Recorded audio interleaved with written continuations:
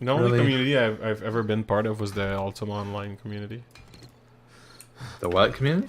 Ultima Online, when I was playing real hard. Oh, yeah. God. Even seeing the name, I can barely resist playing it. Yeah. Actually, I told you, like, we went back a few years ago. Yeah, I think you did. You And it told me. was like 12 people in a server. Yeah. Yeah. Nobody plays anymore. Which is weird when you think about it, because, like, people still play RuneScape a lot, you know? And fuck, like, is Ultima Online so much fucking better than RuneScape?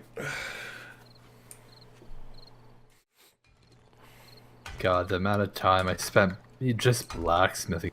Game. Was you guys a server, like, full loot? I played the officials for a long time. Okay, I never played the officials. The one I was playing was, it was a Quebec one. Uh, But that one lasted for like 7 years. There was a lot of fucking people. It was like the main Quebec server, I guess. It's called Avalon. But yeah, I played for 7 to 8 years. And the first maybe 2 or 3 years, I was like a pretty well-known warrior from my race. yeah. Actually, me, Dan, Kev, Nick, we're all playing that game together. We're all like a crew, you know. Not surprised at all. Yeah, and we had the biggest guild on the server, like the most wealthy one anyway, because we had the Nick and Dan, which were exploiting the fucking system. Like we wouldn't fucking believe. Nick was also stuck in dragon form for 2 years. I remember something about that. Yeah, essentially, like we were like the strongest players. We were like all role players, all that shit, right? Yeah. So the GMs would sometimes talk to us and pop and have a discussion on some different topics, like like either related to some of the dramas that's been going on, or related to quests, or like we got to know them, kind of thing. So they would try to keep it professional, but sometimes they'd pop next to us, and there was this girl. This girl, I can't remember. She was a GM on Avalon for like 4 years. At some point, she pops to Nick. And she's like, hey, I'm scripting something. I don't want you to say anything about it to anybody, but I want to make sure this works. Could you test this for me real fast? So she gives this potion to Nick. And she's like, can you drink it, And Nick's like, yeah, sure. And he drinks it, and he transforms into a fucking dragon. And she's like, awesome, thanks. And she just fucking bails. And Nick's like, okay, Yeah. what the fuck? Yeah. And he never transformed back into a human, which I guess he was supposed to, but it didn't happen. So people were always like, because you could, I don't know if you remember, you could polymorph in dragon. Like it was an Oh yeah, you can actual polymorph for yeah. anything. So it was an actual spell, right? You could polymorph in dragon. So people always thought when they saw Nick, like, hey, he's fucking polymorphed in dragon all the time. I guess he really likes to roleplay that or whatever. And Nick was like, oh yeah, I'm a dragon warrior or whatever the fuck, right? So essentially he was like playing along. But Yeah. like we all knew that he was just stuck in dragon form. But like instead of telling the GM, like, hey, you kind of left and you forgot to, Nick was like, well, I'm an actual fucking dragon now. And other than like some minus inconveniences, like he was actually a full fucking dragon. Which meant that like he hit like a fucking truck. His stats were ridiculous. And most of all, other dragons wouldn't attack him because they considered him a dragon. Hey, that's fair. But here's the thing, a lot of the biggest loot in the game and a lot of the most rare steeds that you can tame Yeah. were in the middle of, it's called Draco Lich or whatever. Or like Ancient Worms, which were like ridiculously fucking powerful dragons. You probably remember that. It was like, you needed a group of people and they would respawn rather fast, right? So you couldn't just like hang around there.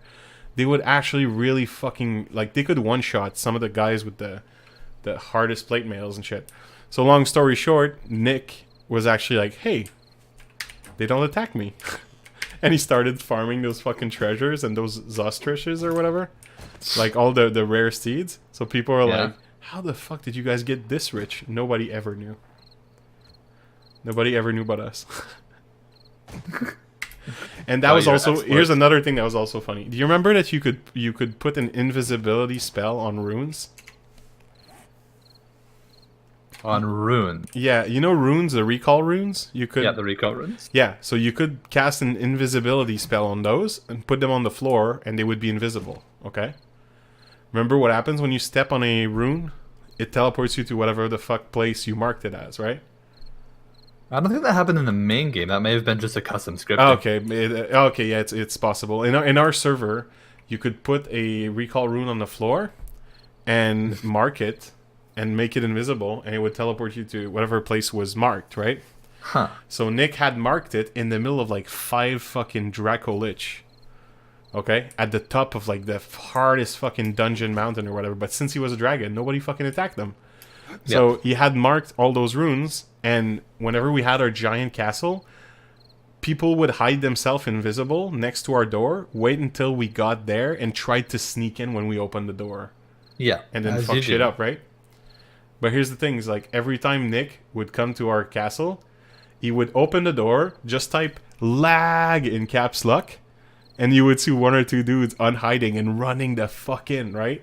But as soon as they ran in, we had a bunch of teleport runes that would like literally send them flying to the you know, between 5 dragons on top of that mountain. So they would instantly get vaporized, and Nick would just step on the rune in the middle of all those dragons and would start looting their body. Yeah. Yeah. Oh my god, man. Those were the times. Advantages of having a dragon on your team. Yeah, Kev was like an elven prince Oh, of course. called Valhorn. It was really funny. Nick was like this power fucking gamer mage or whatever. He was like super powerful because he would always, you know, get his skills up and get the best equipment and shit. Yeah. I was a berserker warrior. I was like, you remember the sword of the berserker? It's like a katana, I believe. Yeah, I don't know if that was a thing on your server. With us, it was like a huge white sword, and when you equipped it, it said, "I will wield this sword until I die" or whatever. And if you unequipped it, you died. But so obviously you could cast spells and shit, and it put you at a disadvantage.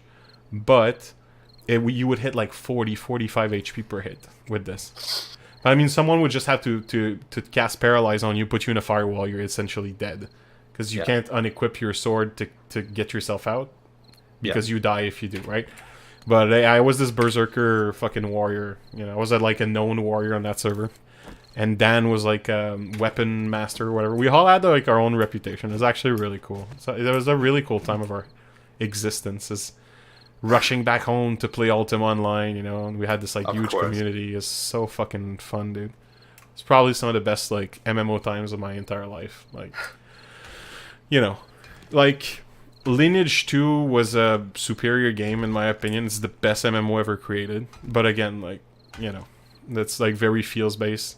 But the thing with Ultima Online is that it was a time where like we all went to school, you know, all our you know, all the guys were together playing the same game, and like for years we only talked about that game. You know, we used to prepare raids and shit like that. We eventually actually all got GM on that server after like 5 or 6 years.